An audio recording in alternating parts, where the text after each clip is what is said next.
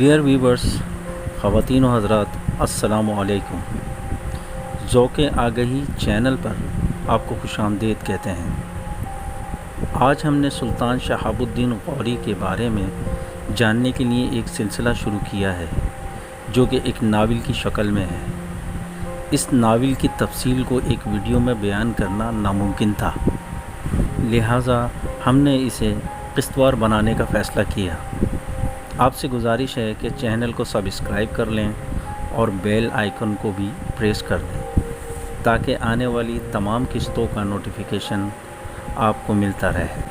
آج اس ویڈیو میں ہم سلطان شہاب الدین غوری کے بارے میں ایک تھوڑا سا انٹرو پیش کرنے جا رہے ہیں اور آگے پھر اس کو قسط وار آپ کی خدمت میں پیش کریں گے۔ سلطان شہاب الدین غوری صحیح معنوں میں ہندوستان کی اسلامی سلطنت کا بانی شمار کیا جاتا ہے۔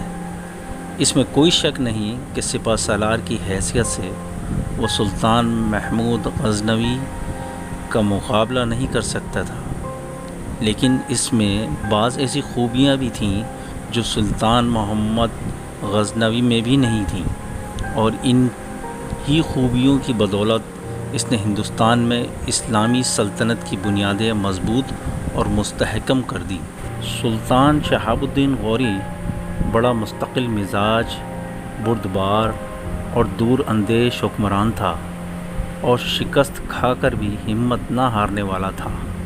سلطان محمد غزنوی نے کبھی کسی معرکے میں شکست نہیں کھائی، جبکہ سلطان شہاب الدین کو 2 مرتبہ شکست کا سامنا کرنا پڑا، لیکن اس نے ان شکستوں سے دل برداشتہ ہونے کے بجائے زیادہ طاقت اور قوت کے ساتھ حملے شروع کیے، جس کی بنا پر اس کی فتوحات زیادہ مستقل اور پائیدار ثابت ہوئیں۔ اس نے جو علاقے فتح کیے وہاں مستقل طور پر مسلمانوں کی حکومت بھی قائم کرتا چلا گیا۔ سلطان شہاب الدین غوری دھن کا بڑا پکا تھا، اور جب کوئی ارادہ کر لیتا تو اسے پورا کر کے چھوڑتا تھا۔ وہ ناکامیوں سے گھبراتا نہ تھا۔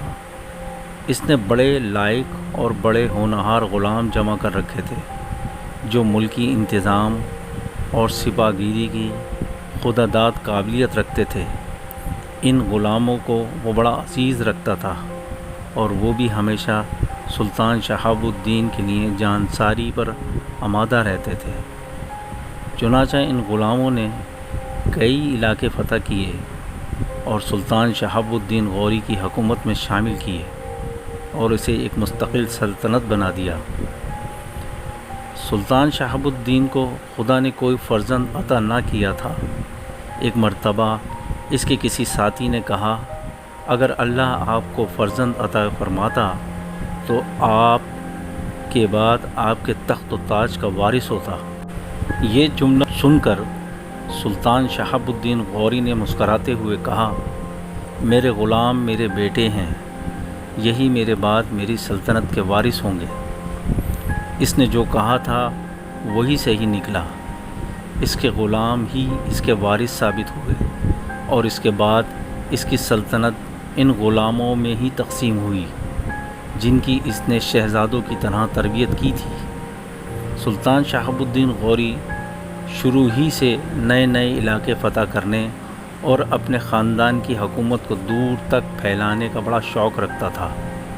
اس کام کے لیے جن جن خوبیوں کی ضرورت ہوتی وہ ساری سلطان شہاب الدین غوری میں موجود تھیں۔